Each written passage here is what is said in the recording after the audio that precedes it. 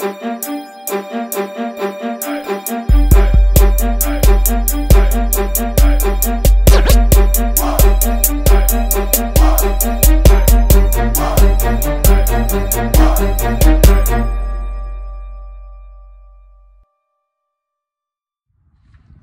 Coach K back with another one. This time we have a 2001 Chevy Suburban. We're doing a couple repairs on it, but this is one that I did on the channel, and I wanted to just show you guys how easy this thing is and you can knock it out. Alright, so what we got going on, first thing first, we're going to get straight into it. You can use a 5/16 or a flathead screwdriver to get this intake off. You're gonna need to get that up out the way. And what I like to do, just take it off, put it back this way. You don't have to take the front shroud off. I don't. What I like to do is get a 15mm wrench. You put it right here. Once you put it on there, pull it forward, get this butt off. All right. Let's go ahead and get us a wrench and get that butt off right now. All right. I like the speed ratchets or whatever, but whatever you got to work, let's get it done. All you need is a 15mm. Go ahead, pull that thing back. Tension off that belt. Boom. You leave that right there.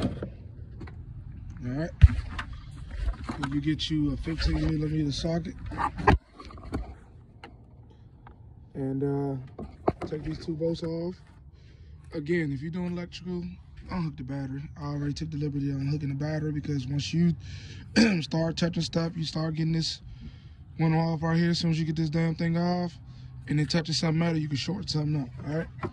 So, harness, this harness right here, a 10mm socket or wrench to go ahead and get this off, this the positive battery cable to the junction box off of the alternator. Take the two 15mm bolts out, pry it open, boom, get the old one out, get the new one in. Let's go ahead and get that swung.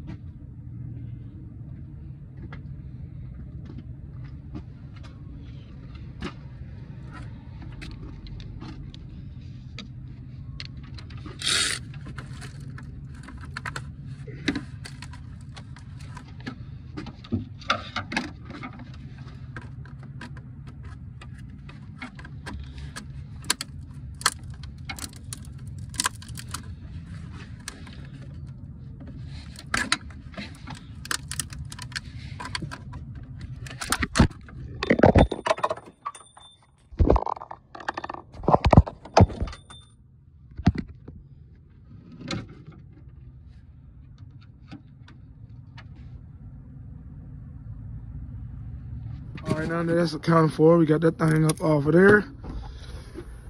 Let's go ahead and see. We have the Delphi one.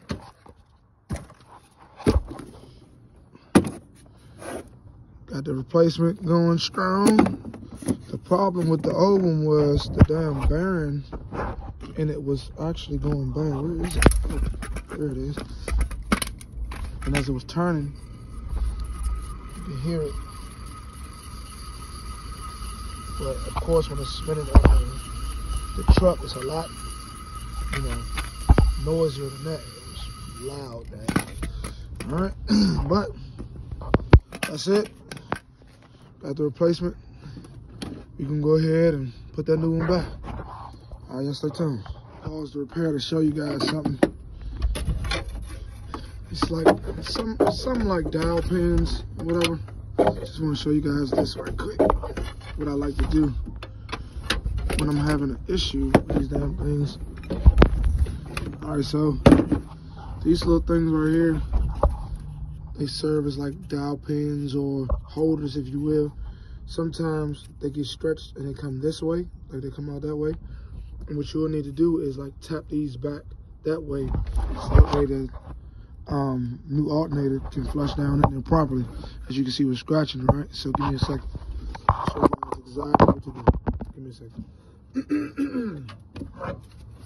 You can tap it back. That's one. So you tap the other one. Alright. And now, it should be able to just fall right in place. See that? Now it fell right in place. And with that, you can go ahead and slide the bolts right in there. Gotta get mine because they fell. Alright. Lift it up a tad. Push one through. And take the other one. Push that one through. And there you go. Alright, let's go ahead and do everything we did to take the belt off and release the tension, take the belt off and tighten everything back up in reverse. And let's go ahead and get this one cranked back up, let it charge the battery up, and put this customer back on the road.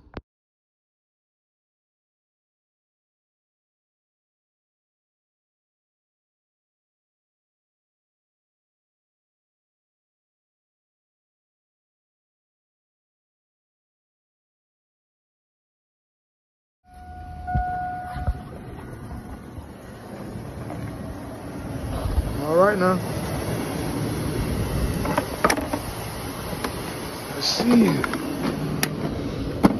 Much better. She was running a lot funkier than this, trust me. Shut right off. And she's much quieter.